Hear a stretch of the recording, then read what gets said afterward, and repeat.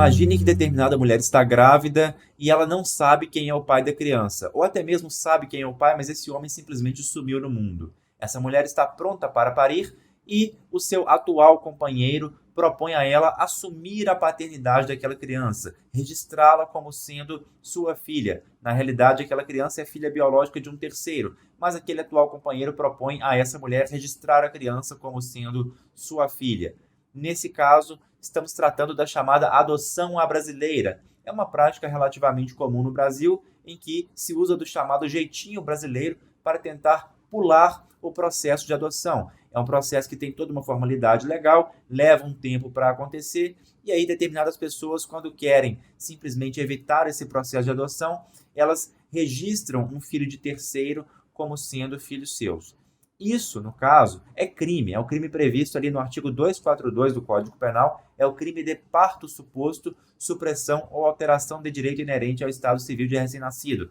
O Código Penal tem a seguinte redação nesse crime: dar parto alheio como próprio ou registrar como seu o filho de outra pessoa ou ocultar recém-nascido ou substituí-lo, suprimindo ou alterando o direito inerente ao estado civil. Comete esse crime, por exemplo, tanto a mulher que vê uma criança na maternidade e diz que aquela criança é filha sua, registra ou busca registrar aquela criança como sendo filha sua e na verdade não é, como também o homem que busca registrar aquela criança como sendo o seu filho, a sua filha no caso. Isso tudo é objeto desse crime, do crime do artigo 242 do Código Penal, a chamada, entre aspas, adoção à brasileira.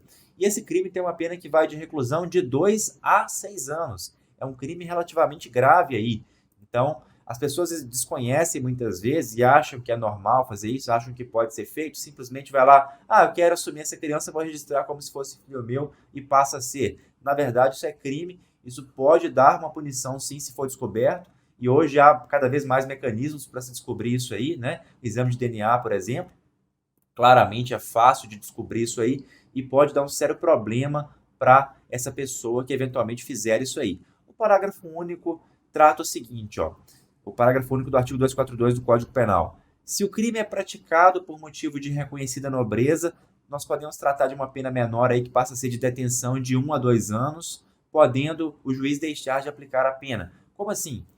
Se o crime é praticado, nós temos a pena de reclusão de 2 a 6 anos, mas se há uma reconhecida nobreza, a pena poderá ser menor, que é a de detenção de 1 a 2 anos, ou até mesmo o juiz pode deixar de aplicar a pena. O que é o tal motivo de reconhecida nobreza? É uma situação excepcional, não é sempre que acontece, né? A maioria dos casos de adoção brasileira, se descobertos, serão penalizados duramente.